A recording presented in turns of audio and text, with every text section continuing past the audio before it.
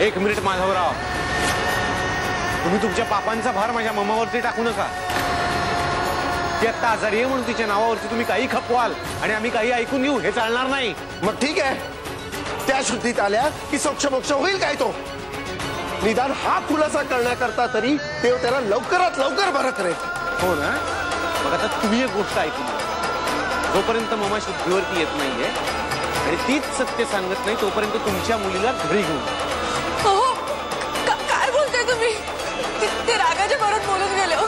त्यांच्या वतीने मी माफी मागते तुमची। बस, यांच्या समोर लाचार व्हायची गरज नाहीये। या ना, तू या घरात नकोयस ना? हरकत नाही, आत्ताच्या आत्ता माझ्या बरोबर चल। आहेस तशी चल, या कपड्यांनीशी चल। चल काय बोलताय तुम्ही? तुम्ही तरी शांत व्हा। मोहर, मी शांतच आहे म्हणून सांगतो। झाला तेवढा तमाशा, पुरे झाला। या लोकांना तुझी अजिबात कदर नाहीये। हे लोक तुला समजून घेणार तर नाहीयेत। यांना जवळच आहे तो फक्त यांचा खोटा अहंकार। चल तू चल। बाबा थांबा माधवराव, मी इथं असेपर्यंत मोहर कुठेही जाणार नाहीये।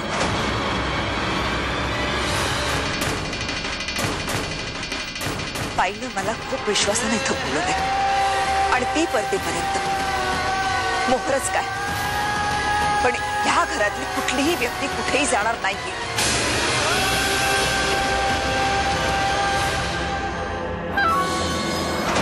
मोहरला माझ्यामुळे आणखीन किती सहन करावं लागणार आहे काय माहिती, आणखीन किती दुःख तिच्या पदरात पडणार आहेत।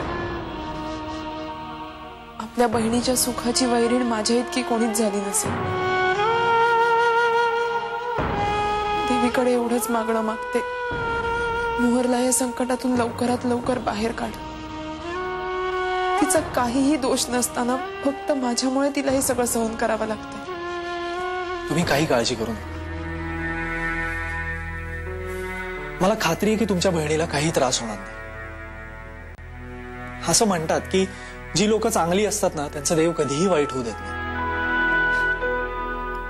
आणि संकट येणारच ना, ती काही कायमची येत नाहीत। मला असं वाटतं की माणसाला कणखर बनवण्यासाठी देव त्याच्यावर संकट लादत असतो। त्यामुळे त्या संकटांना धैर्याने सामोरं जाण्यात खरी मजा असते। आणि आतापर्यंत सगळं सुरळीत झालंय ना, मग याच्या पुढेही होईल, डोंट वरी।